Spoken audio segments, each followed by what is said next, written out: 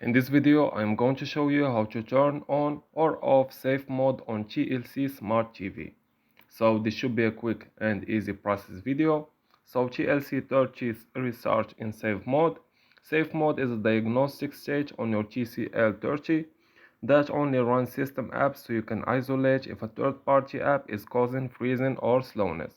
Press and hold the volume up and power buttons until power off appears on the screen, then release.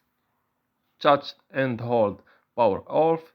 From the restart safe mode prompt, tap turn on safe mode. This process might take up to 30 seconds to complete.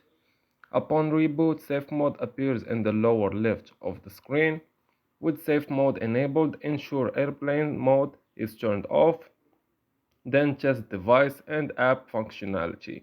To exit safe mode, restart the device. So this was an easy and quick process video. As always, thank you for watching.